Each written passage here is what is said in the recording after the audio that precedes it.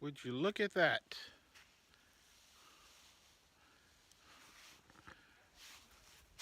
Check this out, y'all. I am in, oh man, what part of Georgia I'm in? Lu, uh, Lupkins? Lupkins, Georgia? I hope I'm saying that right. And I am in, hold on, let me get right for y'all. Hold on. There we go. I am in the Providence Canyon State Park in Lupkins, Georgia. And the nickname of this spot is the Mini Grand Canyon, or Georgia's Little Grand Canyon. And it's kind of ironic. I live in Arizona, and I've never even been to the Grand Canyon. Never really had an interest, to be honest. But I do have people in Georgia, all over Georgia actually. Atlanta, Cuthbert, Columbus, Savannah. And the last time I was here back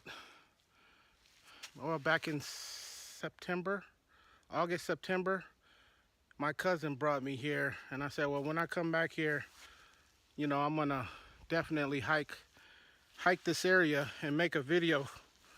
And so here I am. It's the beginning of February. We're in the first, going into the second week of February, and it's about 55 degrees. Really nice. And here we are, back on Daryl D TV and back with another video. So let's get it going. Okay, a while back I made a video and I spoke about some of the nicest MCs I met in rap music, hip hop culture, all of that stuff. And I said that I was eventually gonna come back and do a video about some of the not so nice people that I've met in the culture of hip hop. So here we are. Now, I have to say I've had the pleasure of going all over the country, over the years, and I've gotten to meet, hang out with, rub elbows with a lot of celebrities, if you will, celebrities of the culture of hip hop, whether it be, b-boying, DJing, graffiti cats, street dancing, MCs, the whole nine. You name it, I've met them, or you name the category, and I've met, people from that particular category. And I'm happy to say that for the most part, the people that I've met have been pretty nice, some extremely nice. If you haven't seen that video, go back and check it out. I'll put the link down below. So anyway, here we are. I want to tell you about some of the not so nice people that I've met over the years. Actually, I want to go back. Which way do I want to go? Do I want to go that way? Let's go this way. There's like trails and canyons all through here. By the way, the deal with this place is a couple hundred years ago, this was all farmland. And I guess from what I told, they didn't cultivate the land correctly. And there's a lot of sand. It's just a lot of sand mixed with the soil. And over the years, over the last 200 years or so, the soil started caving in and eroding away. And it developed these huge canyons. And that's what we have here. So, and it continues to erode away. So they'll have like fences made out of wood, and they periodically have to move them back further and further and further because it keeps falling away. It can be pretty dangerous, and it goes about, I think, 100, 150 feet down in some areas. I hope I got that correct. So it's literally like a mini Grand Canyon. If you've ever been there or seen pictures of it, this is actually a smaller version of that. So it's pretty cool. Maybe I'll visit the one in Nevada one of these days. Okay, so back to the subject at hand. Look at all this, a lot of water trails. I gotta make sure I keep my kicks clean. So okay, back to the matter at hand. So, like I said, I haven't met a lot of, you know, rude people, mean people, not so nice people, but there's been a few, you know, and I've had a few like minor, you know, situations, you know, that wasn't too bad, but, you know, bad enough, I guess. I remember years ago buying a CD, a mix CD from DJ Cash Money. He never sent it to me. I bought a bunch of mixtapes from DJ Tap Money. He never sent them to me. You know, no biggie, but, you know, it's the principle. And then, you know, I spend a sufficient amount of time in New York.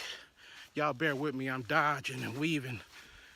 In New York, and I remember a while back, I always like look up all of the stuff that's going on, you know, in New York before I get there. So, you know, I know what events to check out. And there was this one club night, this weekly. I don't remember the name of it. Some of you guys might know it. It was at some club down in Lower Manhattan, somewhere down there. And the DJs were Stretch Armstrong, Rich Medina, Clark Kent, D Nice, and Tony Touch. And they had a name for that. You could probably look it up and find out what the actual name of it was. But I knew I was going down there. Some of those guys I had met before, and some I didn't. And, you know, I'm definitely an autograph kind of guy. I love, you know, getting my record signed, you know, by people that I get to meet, you know, records that I bought back in the day. And so I knew that I was gonna, I knew D Nice was DJing, so I took a D Nice record because I wanted to, you know, get him to sign a record for me. And I'm a big D Nice fan. I have all of his records, all of the albums and the singles. Nice little stash of vinyl. And and so I went to this club, and it was cool. Rich Medina wasn't there that night, but all the other guys were there. Look at this. I'm standing in a trail, and I got a lot of water that I'm dodging. So anyway, so I'm hanging out, you know, having a good time or whatever. It was like a club night, dance floor, pretty nice club. And after the night was over, I think it ended at like 4 o'clock in the morning. I think I hung out there for like 2.5 hours or whatever before the night was over. And so when it was over, I walked up to the stage and I made eye contact with him, and I just kind of held up the record and you know, kind of pointed to him. I held up a marker. He was like, oh, he nodded his head, you know, gave me the thumbs up, like, yo, I'm gonna take care of you. So I'm like, cool. So I patiently waited, and maybe about a half hour went by. So I go up there again. I'm just like, yo, what's up, man? And he's just like, yeah, hold on. And the club is like empty at this point. I wait like another half hour. And the whole time he was just like on the stage, taking his time, talking to some chick, and I'm just like, wow, really, dude? Oh, I ran into a dead end. I gotta reevaluate. I was like, really? It kind of ticked me off. I'm like, so I eventually just left the club. Like, forget this dude, man. And what a lot of artists don't know is that, at least I think this is the case most of the time, but when fans come around, we are really, really appreciative of, the things that, these entertainers have done, and, the happiness that they've brought us and things of that nature. So it's kind of heartbreaking when, we don't, we get dissed or kicked to the curb. And so that's kind of sucked. I mean, wasn't a huge deal, you know what I'm saying? But, he could have been a little bit more appreciative to somebody who was a real fan. I mean, if I'm standing there holding a 12-inch of a record you did in the 80s, a couple decades previous to that, or previous to that present day, come on, I'm a little bit more of a fan than this chick that you trying to take home or whatever. You could have gave me like 20 seconds, but whatever.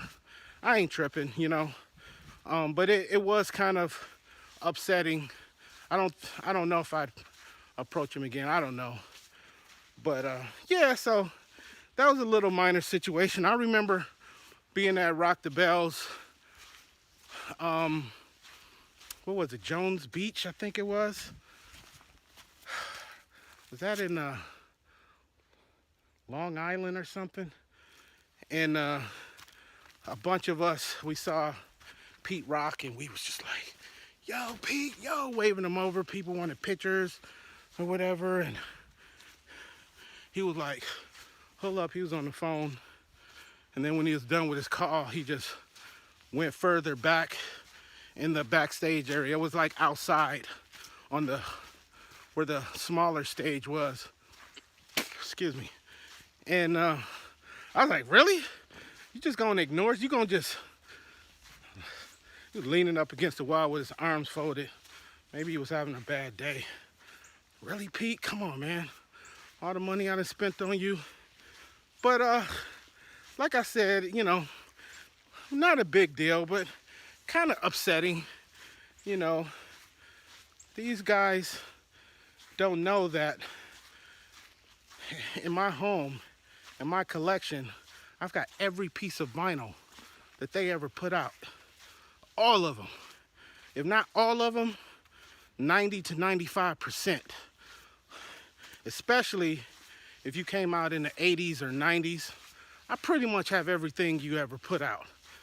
So, that wasn't cool, but whatever. You know what I'm saying? Come on, y'all be a little nicer than that. But there's two incidents that I want to tell you guys about that I really want to share with y'all, because they were doozies in my opinion. And the first cat I'm putting on blast, like official blast, if you will, is Grand Mixer DST. Now, for those not completely familiar, yeah, this is the guy who did the scratching on Herbie Hancock's Rocket song. And him doing that really took hip-hop culture, especially the DJing aspect of it, it took it to another level because, you know, people that were jazz artists, if you will, were exposed to a little bit of this hip hop culture. So I remember the first time. There's two different times I met DST, and one of them was there was this ceremony in Boston at the what is that called? The Boston Institute of Music or something like that. Y'all know what I'm talking about. But I met him there. Oh, let me back up. There was a lot of people being honored that night. It was like almost like a rap version of the Grammys or something crazy like that. Like there was Jam Master Jay was being honored, and his mother, his brother, and his son were there.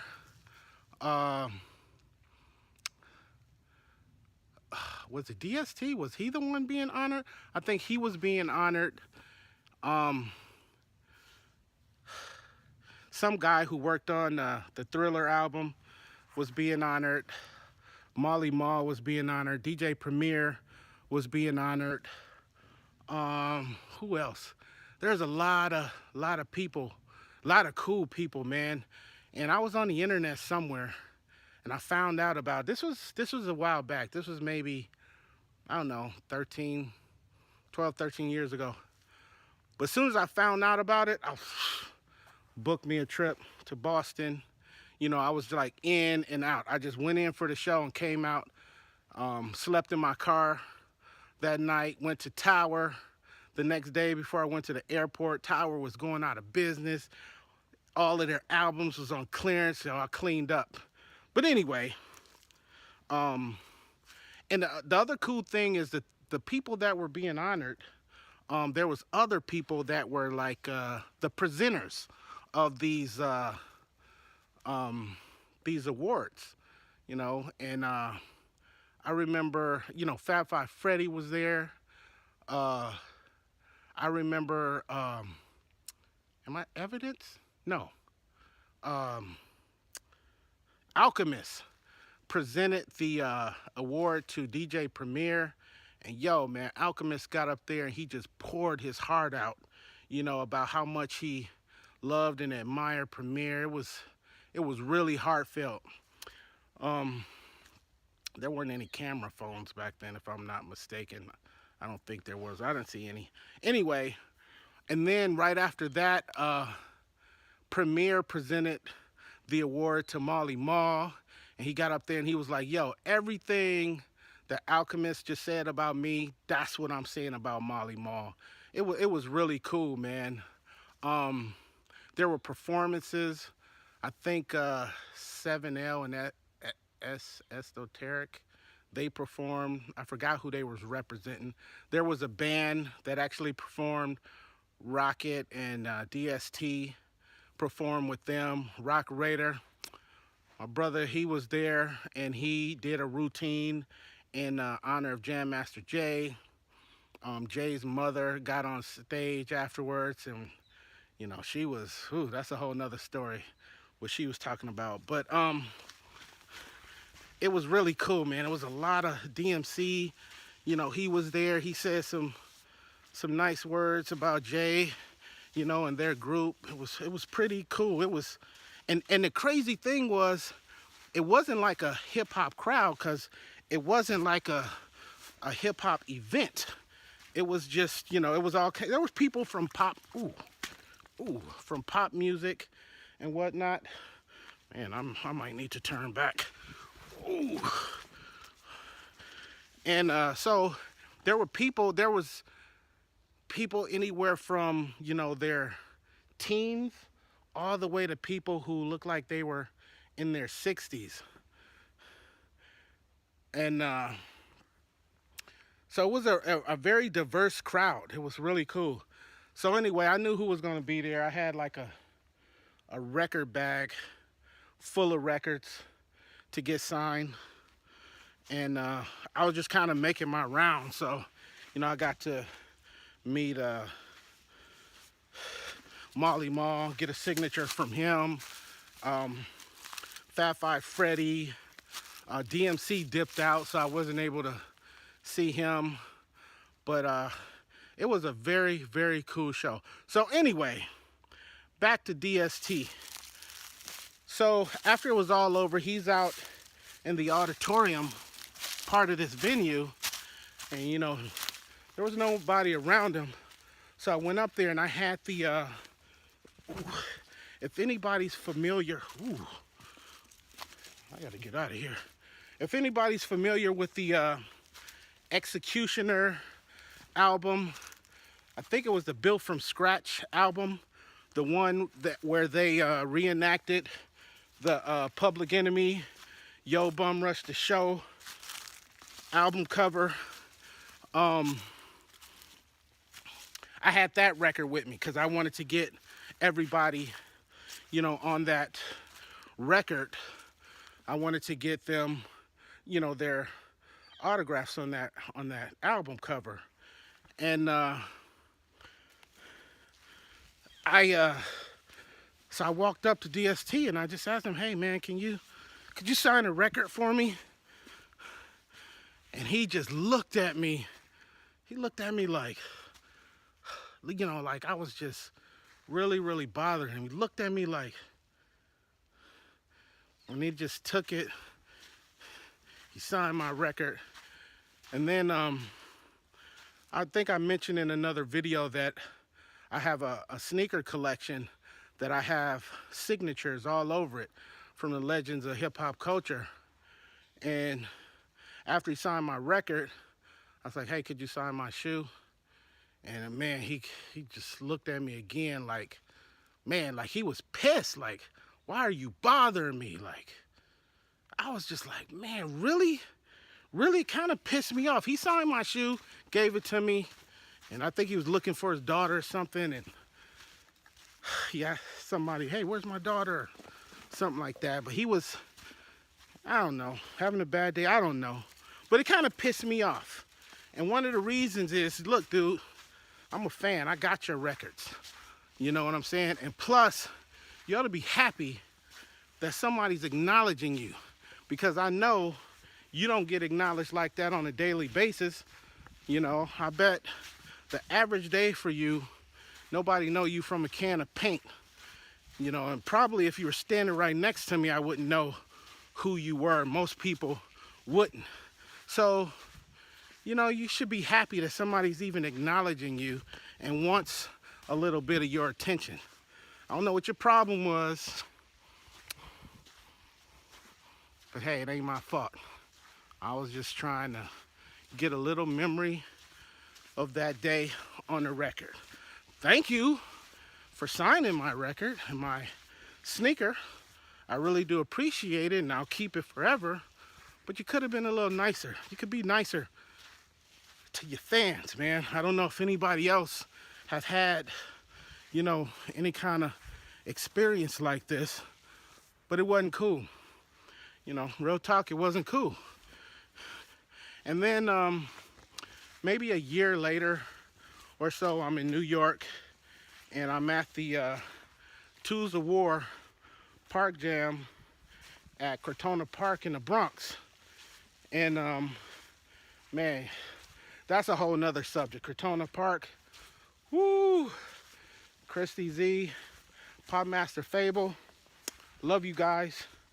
That's a whole nother story. But somebody was throwing an after party at some club in the Bronx somewhere. I don't know where it was, but I went there, and man, let me tell you, everybody was there. I know Theodore was DJing, Jazzy J was DJing, Cash Money was also DJing,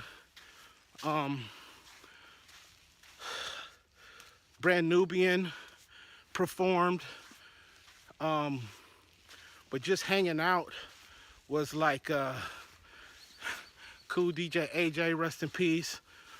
Cool Herc was there. Positive K was there.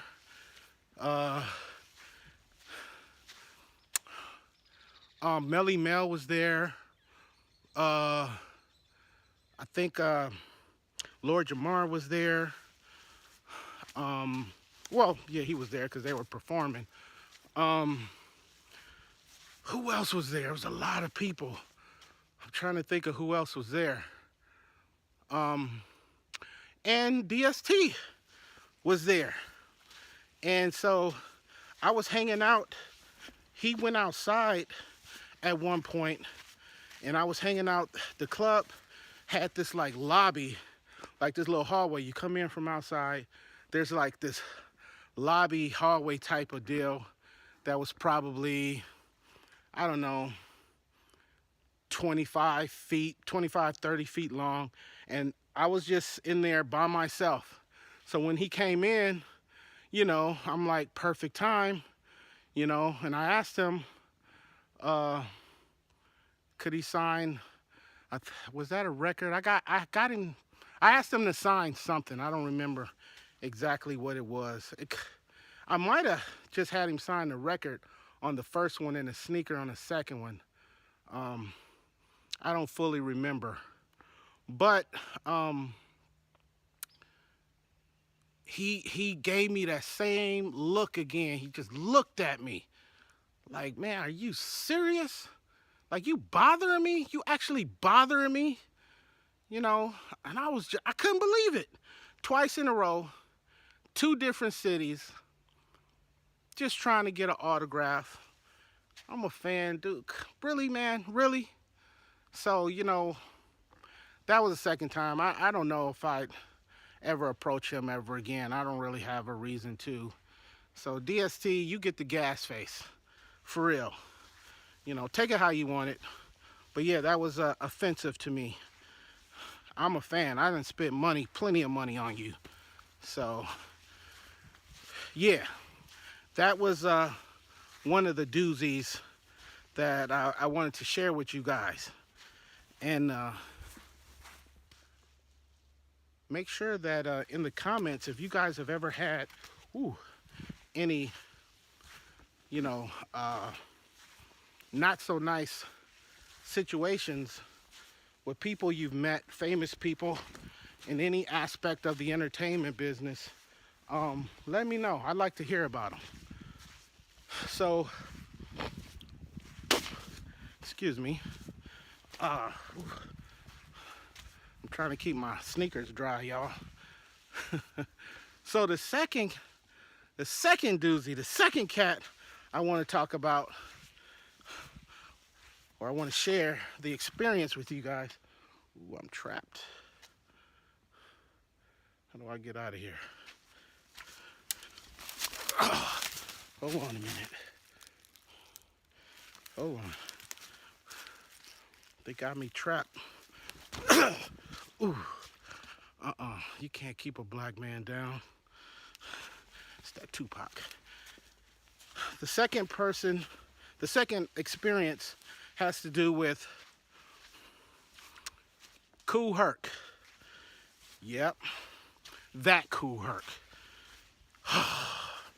Man, this one was heartbreaking. Now, before I ever met Kool Herc, and I've been in his presence many times, but before I ever met him, like I said, I'm an autograph guy, and I always wanted to, wow.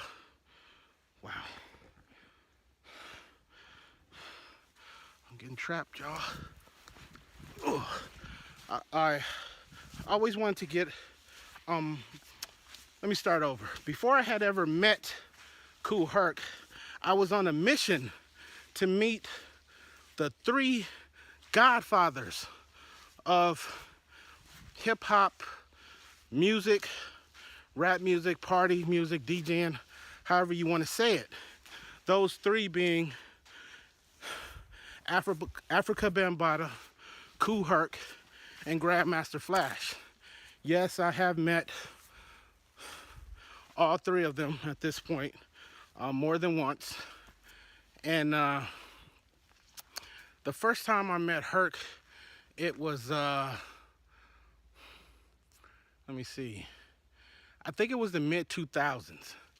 Um, my homeboy Robot Rock, he lived in San Diego at the time, and he was telling me about. I wish I could remember these brothers. These brothers used to own this record store in San Diego, and it was a dope record store. They had classics, man. It was fantastic. One of the best record stores I've ever seen. I apologize, I can't remember them brothers, but they also did a weekly at some club. I think it was near downtown, and they were having their like 2-year anniversary or 3-year anniversary or something like that. And they had booked Kool Herc to come out there and DJ. So I was very excited, man. You know, hopped on a plane, went out there, packed packed a few items to get signed. I think one of the items I packed was a Beat Street record. I packed a sneaker. I packed my Wild Style record.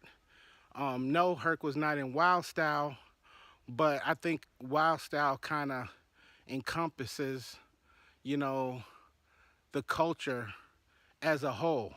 And so, although I have a lot of signatures on my Wild Style record, there's a few signatures of people who were not in the actual movie. So, Herc was doing an in-store at the record store there, and so when Robot picked me up from the airport, we went straight to the record store, and sure enough, Herc was there, hanging out and whatnot. And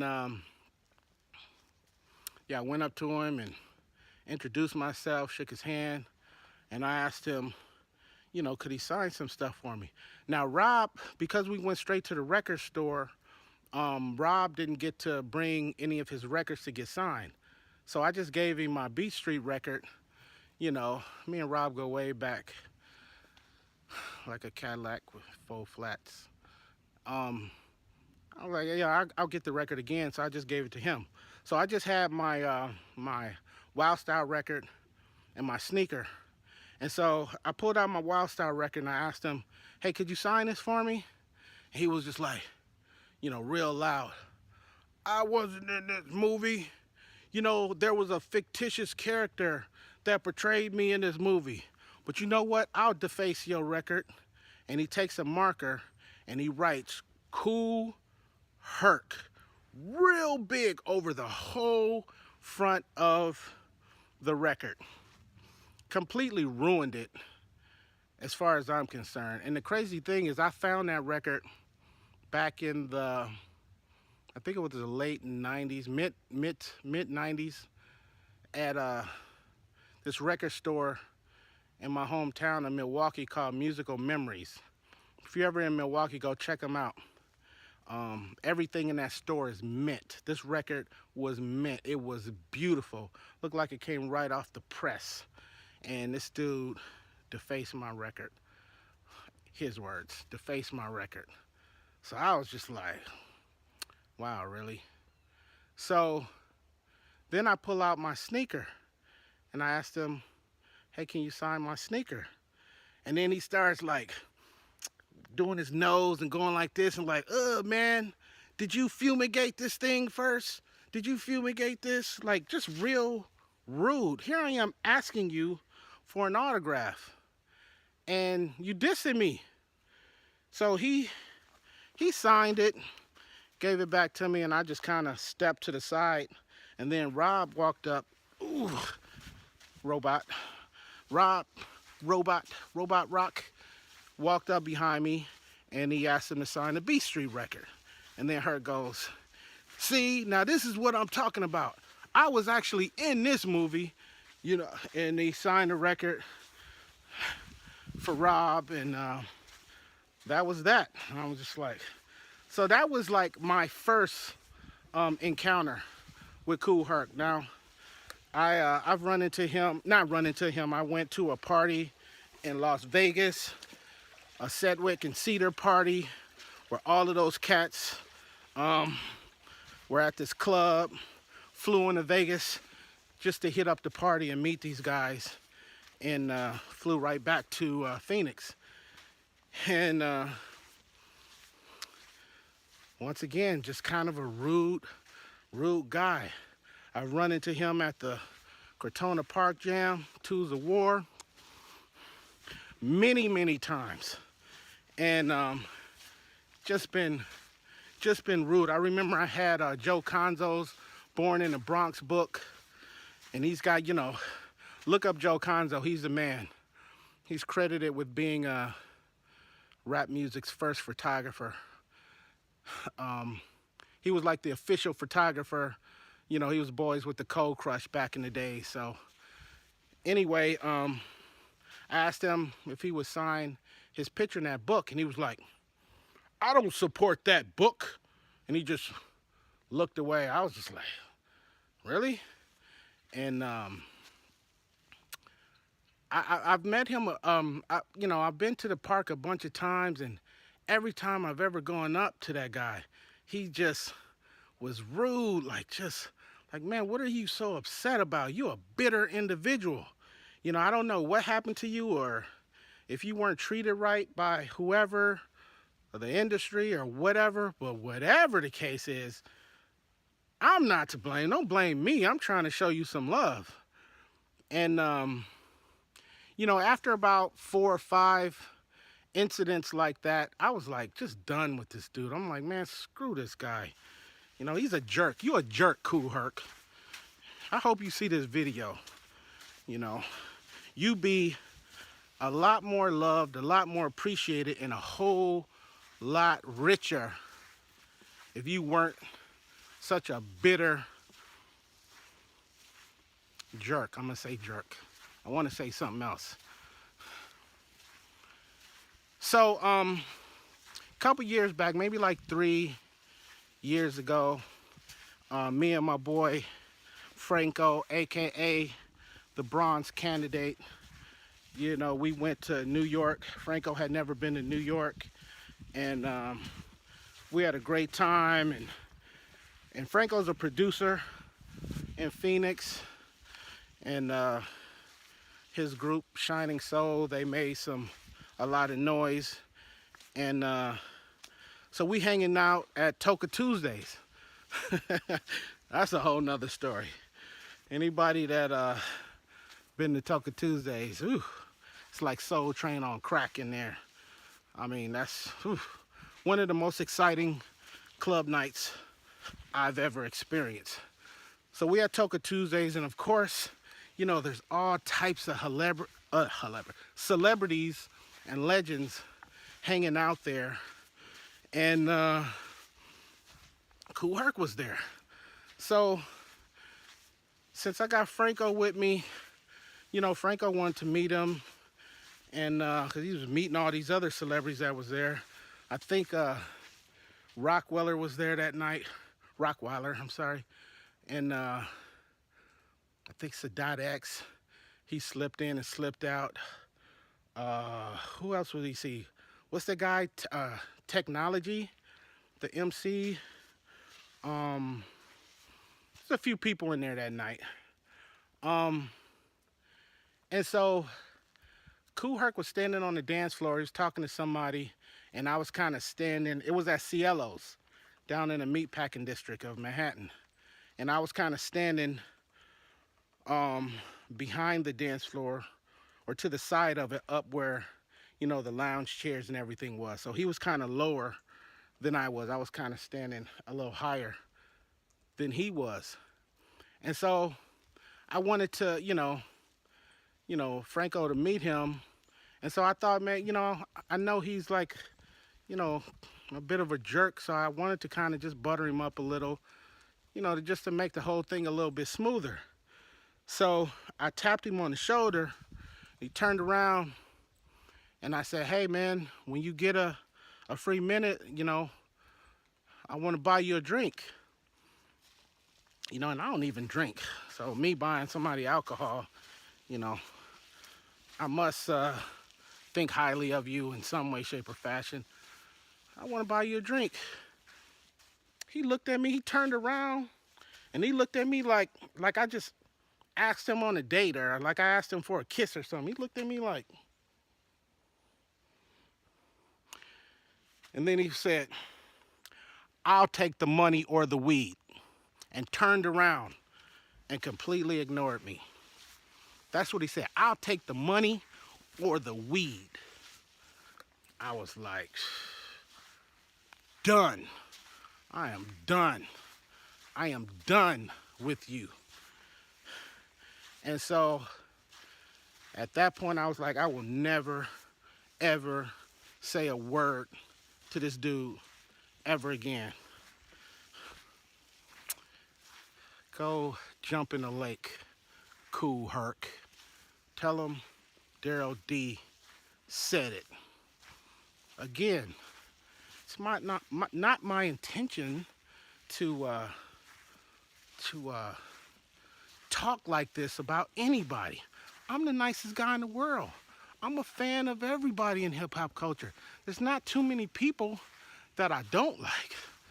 But come on, man, if I'm showing you some love, show me a little love back, man. You know? But that wasn't the case. So at that point, you know, I just like, you know, that's it for me and Cool Herc. I can assure you that I have nothing to say about him, or nothing to say to him, you know, ever again. And, you know, like I said, I don't know what his problem is. I don't know what the deal is. But hey, don't blame me for it. You know, I'm just a fan.